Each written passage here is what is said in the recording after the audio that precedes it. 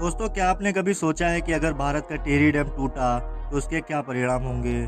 कौन कौन से शहर हमेशा के लिए गायब हो जाएंगे और यह अनहोनी कैसे संभव हो सकती है?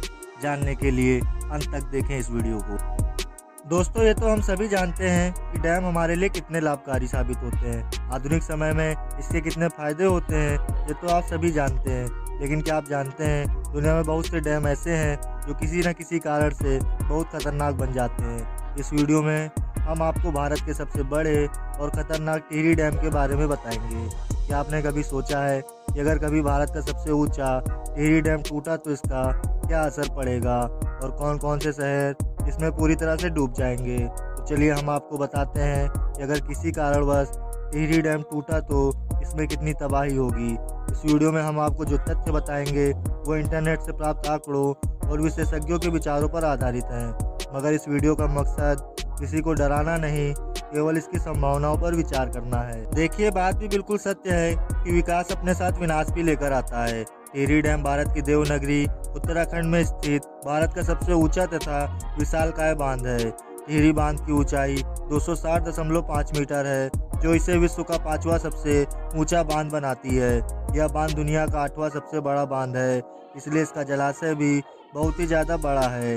इसका जलाशय 42 वर्ग किलोमीटर क्षेत्र में फैला हुआ है और इसके जलाशय की जल धारण क्षमता 354 करोड़ घन मीटर है, जिसमें से 261 करोड़ घन मीटर जल इसमें हमेशा भरा रहता है। इस डैम को बनाने में 250 करोड़ अमेरिकी डॉलर का खर्चा आया था। टिहरी डैम उत्तराखंड के टिहरी जिले में बना है, जो कि एक भूकंप जोन वाला क्षेत्र है, जिसके कारण यहाँ हमेशा भूकंप आने का खतरा बना रहता है। यदि रिक्टर स्केल पर कभी बड़ा भूकंप आया तो इस क्षेत्र के डूबने के साथ साथ समूचा आर्यावर्त और उसकी सभ्यता हमेशा के लिए नष्ट हो जाएगी। पश्चिम बंगाल तक इसका व्यापक दुष्प्रभाव होगा। और ऐसा नहीं है कि इस बांध के निर्माण के समय इसका विरोध नहीं हुआ। दरअसल जब बांध बन रहा था तो यह सवाल सभी वैज्ञानिकों के दिमाग में दौड़ रहा था कि अगर बांध टूटता है तो आगे क्या होगा। एक प्रसिद्ध अमेरिकी प्रोफेसर ने कहा था, यदि यह बांध उनके देश में बनता है तो इसे कभी अनुमति नहीं मिलती। एक वैज्ञानिक ने अपनी किताब में लिखा था, यदि भविष्य में भूकंप की वजह से यह बांध टूटता है तो जो तबाही मचेगी उसकी कल्पना भी कर पाना कठिन है। वैसे सुरक्षा की दृष्टि से यह डैम 9 रिक्टर स्केल तक के भूकंप को सहन कर सकता है, लेकिन यदि कभी इससे अधिक तीव्रता का भूकंप आया तो इसके परिणाम भी बहुत भयानक होंगे। इस बांध का जो जलाशय है उसमें भागीरथी और बिलांगना नदियों का पानी एकत्रित होता है। टिहरी डैम को स्वामी राम तीर्थ सागर बांध भी कहा जाता है। जहाँ पर यह डैम बना हुआ है वहाँ पर कभी पुराना टिहरी शहर हुआ करता था, जो आज इस जलाशय में समा चुका है। इसमें सैकड़ों गांव हुआ करते थे और यहाँ के 1 लाख से भी ज़्यादा लोगों को नई टिहरी और देहरादून के आसपास के इलाकों में बसाया गया है। अगर कभी किसी बड़ी प्राकृतिक आपदा के कारण यह डैम टूटता है तो मेरठ, हापुड़, बुलंदशहर में 8.5 मीटर से लेकर 10 मीटर तक पानी ही पानी हो जाएगा। हरिद्वार और ऋषिकेश का तो नामो निशान तक नहीं रह जाएगा। तो आप इस बात से अंदाज़ा लगा सकते हैं कि इस डैम में कितना सारा पानी है।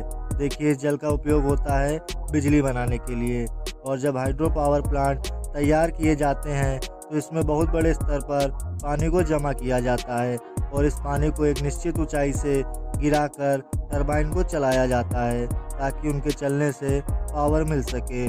और इसके लिए बहुत ही ज़्यादा जल की ज़रूरत होती है। यहाँ पर इतना ज़्यादा जल इसीलिए एकत्रित किया जाता है। दोस्तों, ये तो हमने बात की टिहरी डैम से होने वाले खतरों के बारे में, और अब बात करते हैं टिहरी डैम से होने वाले फ़ायदों के बारे में। यह जो टिहरी डैम है, जब ये पूर्ण रूप से शुरू हो जाएगा तो इसमें 2400 मेगावाट की बिजली उत्पन्न होगी, जो कि कई शहरों को रोशन करेगी।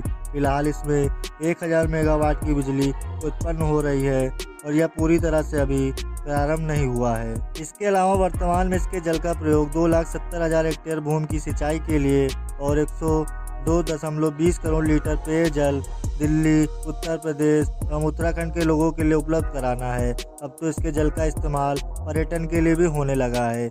इसके अलावा आप यहाँ पर बोटिंग भी कर सकते हैं और इस डैम का जो जल है इसका प्रयोग दिल्ली, उत्तर प्रदेश और उत्तराखंड के 40 लाख लोगों के घरों को बिजली से रोशन करके किया जाता है।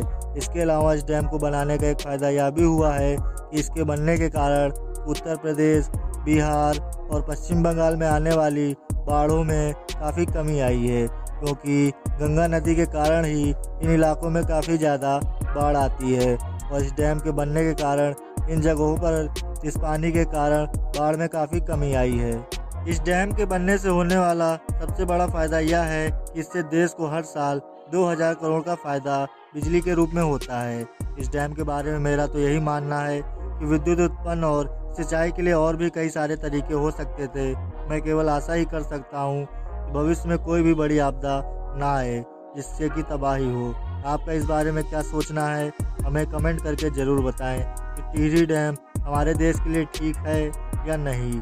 आज के लिए बस इतना ही दोस्तों। अगर अभी तक आपने हमारे चैनल को सब्सक्राइब नहीं किया है तो इसे सब्सक्राइब कर लें और साथ ही साथ बेल आइकन पर क्लिक करना ना भूलें। धन्यवाद।